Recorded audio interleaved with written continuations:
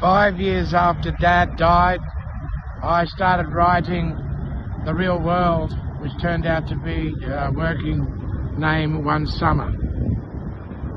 It took approximately 7 drafts and a lot of work.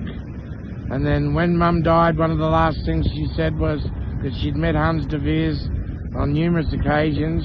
He'd flown out because he was going to produce the film with me. Said, you make sure you make this film, and because your father was going to set up a writing business with you.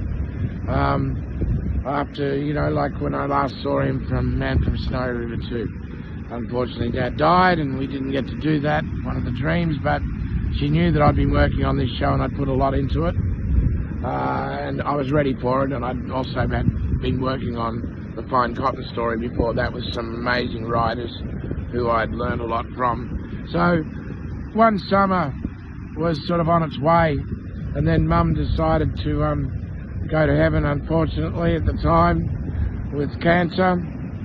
And during that time I wanted to spend as much time with her and also make sure that I put a lot into the film.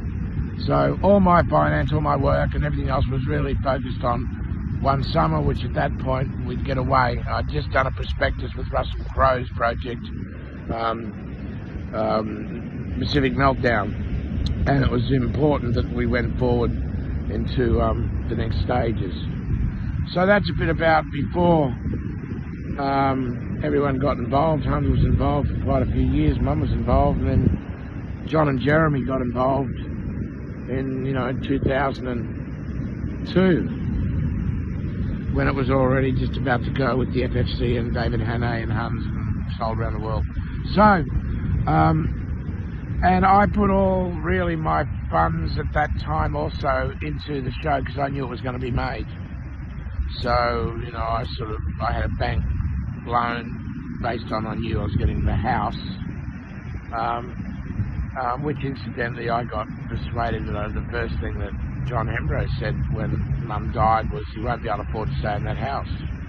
There's some weird stuff went on with him and Rayjon during that time, and you know, he wasn't there for Mum's death on the day, and there was this weird stuff. I'd been told that Judy had a hatred for Mum, and I've been told more recently she had a hatred for me as well. Maybe because I did Rocky Horror Show, who knows? I was always kind to her. Anyway, this is just part of the complex colours of the movie that could well be made. Just background, character background on a true story, which is called The Final Truth.